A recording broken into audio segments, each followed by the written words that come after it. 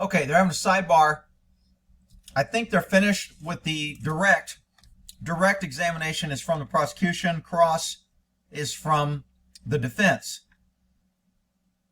And so now I think the defense is going to question the 9 doctor. o'clock, so we're going to take our 20-minute mid-morning break.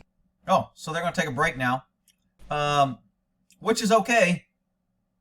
This doctor is a good witness because he's direct, he's not emotional, he has no agenda, he's fact-based, he explains terms. You can tell he's an expert. So I think he's a pretty good witness. Unfortunately, what's he going to say? I'm an emergency room doctor. A guy came in that wasn't breathing. We tried to get him to breathe, and we couldn't get him. Hopefully the defense will go into, did you know that he had 11 milliliters of fentanyl in his system? Did y'all take a blood test? Did y'all know the drugs? Can drugs cause these things? Can the amount of drugs cause somebody to suffocate? Can the amount of drugs be a factor? That's probably where the defense is going to go, or I think he should go. But we'll see when they come back. Okay, here's the cross, I believe. It is cross. Good morning, Doctor. Good morning. Thank you for being here today. I have a few follow-up questions for you, kind of picking up right where we left off. You were discussing hypoxia kind of being consistent with asphyxiation, right? Correct.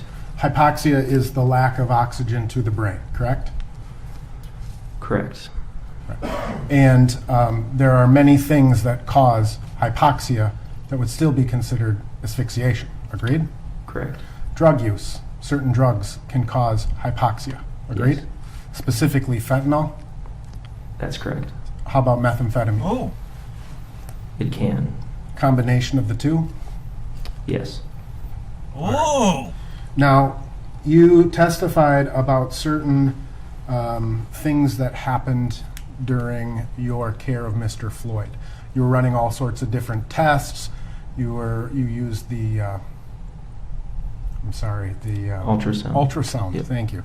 Used the ultrasound. You took some blood samples as well, Correct. and you took some blood gas samples as well. Correct? Correct. From the blood samples. Yes. So, can you explain what the blood gas samples are? So the blood gas samples are analyzing different parts of the blood, specifically looking at the pH or how acidic or basic the blood is, looking at the amount of oxygen in the blood, the amount of carbon dioxide, the amount of bicarbonate. Okay. And carbon dioxide levels in this case were pretty high, weren't they? Correct. Do you recall what the carbon dioxide level was in the blood gas sample you initially took? I believe the initial blood gas sample I took was a venous blood gas sample, which is less preferable as opposed to an arterial blood gas sample. At the time, I believed it was a venous sample, and I believe the CO2 level in that sample was around 100. Okay. A little over 100 perhaps? Yeah. And that indicates an exceptionally high carbon dioxide level, agreed? That, yes. What would the average, for a healthy person, and you did a blood gas sample, what would you expect the CO2 or carbon dioxide level to be? For a healthy individual without any sort of lung disease, you would expect somewhere between 35 and 45. Wow, almost and so, 3 times. Mr. Floyd's carbon dioxide level was more than 2 times what you would normally expect. 3 times. Correct. Now, the reason that you're doing these blood gas samples is in part to help you analyze and figure out courses of care. Agreed? Yes. How to modify your care And that, from the results. That's the carbon dioxide number that we're talking about is essentially, that would be indicative of a person who is not eliminating the carbon dioxide, right? For it to go that way? Correct. For it to be high in the blood, that means that they are therefore not eliminating it through ventilation or breathing. And that points to a possible respiratory problem, right? It can, yes. And that increase in a carbon dioxide from a 35 to 45 to over 100, that takes some period of time in order to climb that high. Yes, it can happen relatively quickly depending on how severe the ventilation problem is, but But it could take 30, 40, even an hour to climb that high. it could take that long. It could take much less time, yes. The use of fentanyl, do you know that to attribute to high carbon dioxide levels? It can cause high carbon dioxide levels because it depresses the ventilation or the breathing. So when someone ingests fentanyl, it can cause them to feel very sleepy because of an increased carbon dioxide level. Agreed? Correct. And that's one of the reasons ultimately that fentanyl is so dangerous, because it suppresses the respiratory system. Agreed?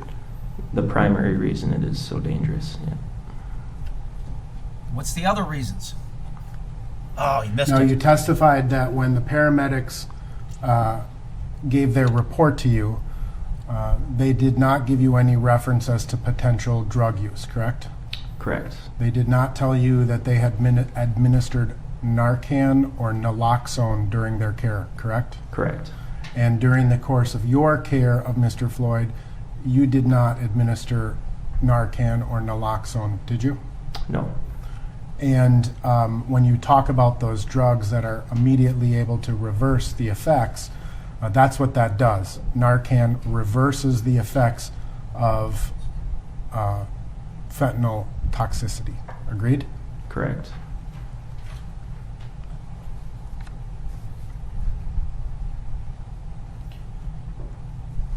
When someone has a high carbon dioxide level, that causes that person to have a sensation of shortness of breath. Agreed? Yes. I can't breathe. That may be why he was yelling, I can't And breathe. that can happen to a person even without stress complicating their body, right? That respiratory, that feeling of an inability to breathe. Yes.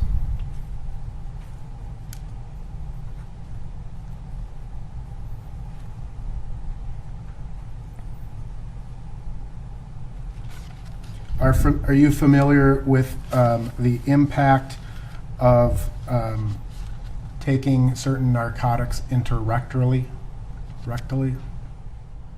Yes.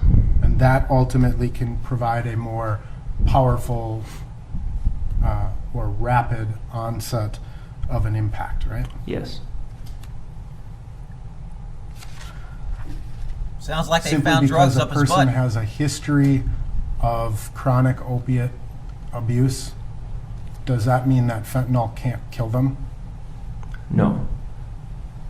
Oh, he just shot down the When tolerance someone is theory.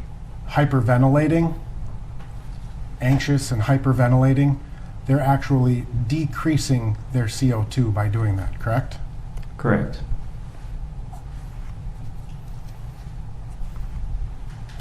Some of the considerations that you have to take also would be the potential occlusion of a coronary artery, right? Yes.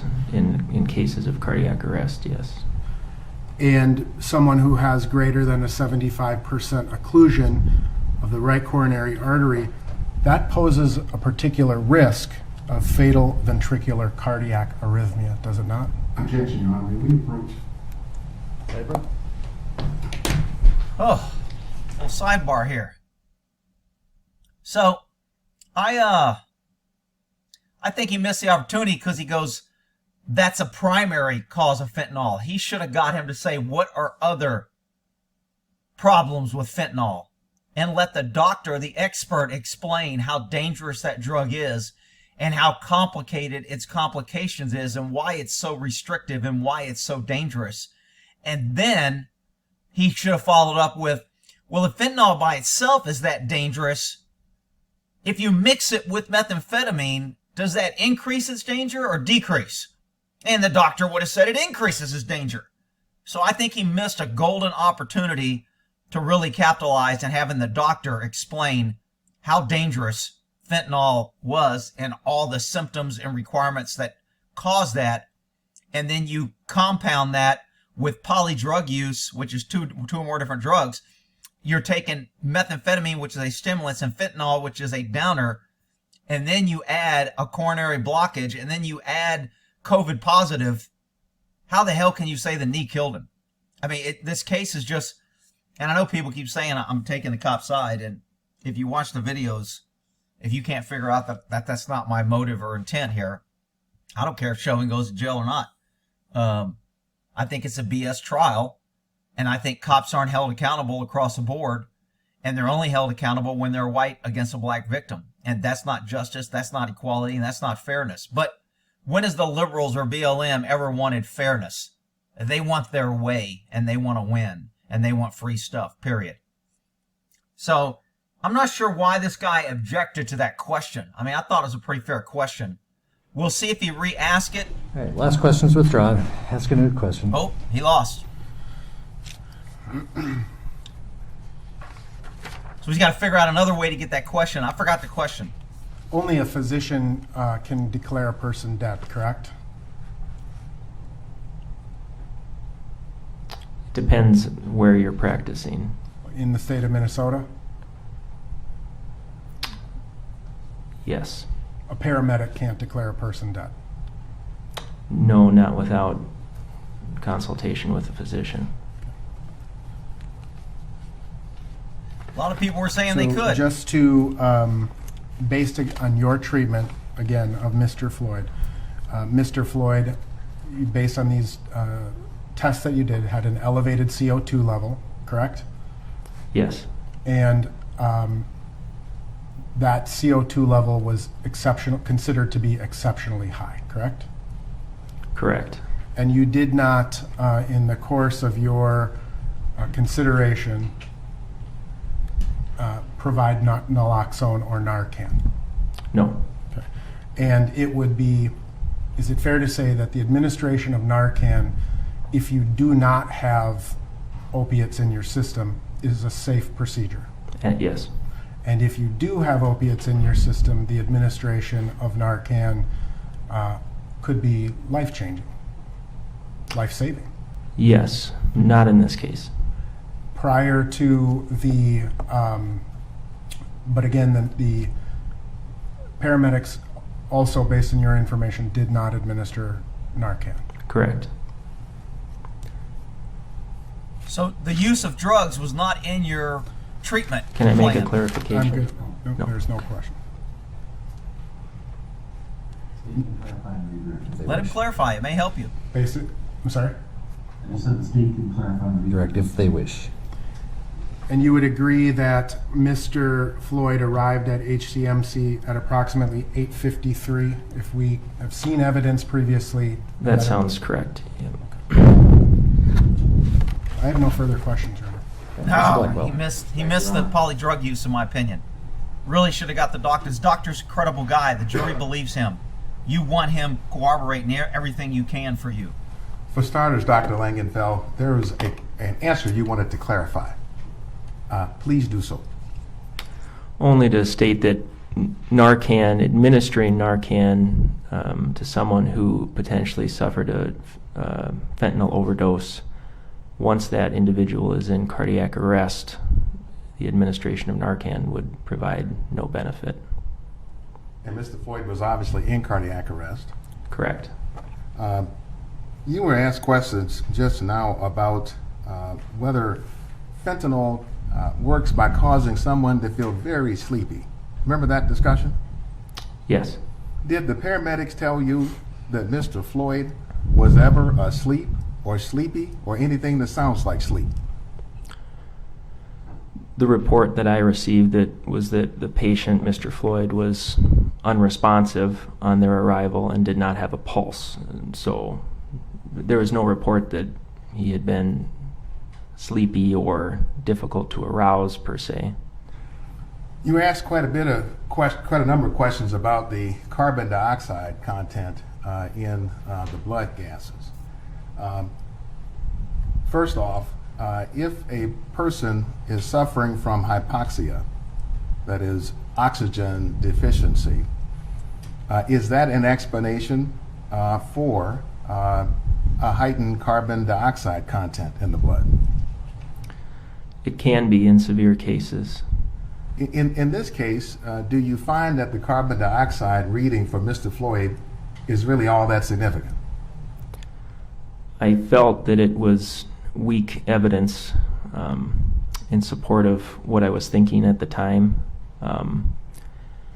What's difficult in cases of cardiac arrest is once someone has been in cardiac arrest for an extended period of time, essentially the blood gas that I obtained could be consistent with cardiac arrest from any number of causes. You expect the pH to be low during cardiac. I'll provide a little bit of explanation on that. During cardiac arrest, there's no blood flow to the tissues, therefore there's no oxygen getting to the tissues. Therefore, the cells will die. They'll release hydrogen ions, which lower the pH, creating an acidic environment. They'll release lactate, which complicates that further. Because the person's heart has stopped from whatever cause, they'll no longer be breathing either. And so you would expect that their CO2 to be high. Again, it can vary a little bit depending on the cause, but in my estimation, the blood gas in this case wasn't. This witness is very good in a lot of ways because he explains things good. He's consistent. He has no agenda. He says what he believes and what he thinks without cause for appeasing or pissing anybody off. Some witnesses are what I call monotone, and they kind of put people to sleep. This guy is not what I call monotone. Although his voice is monotone, he doesn't get excited. He's very articulate. This is without a doubt the best witness I've seen in this trial. Very strong evidence for one cause over another as far as the etiology of the arrest. And it was simply consistent with the fact of cardiac arrest. Correct. The fact that the heart had stopped. Correct. And I felt that the high CO2 may have suggested a respiratory cause. Now, you were asked questions about.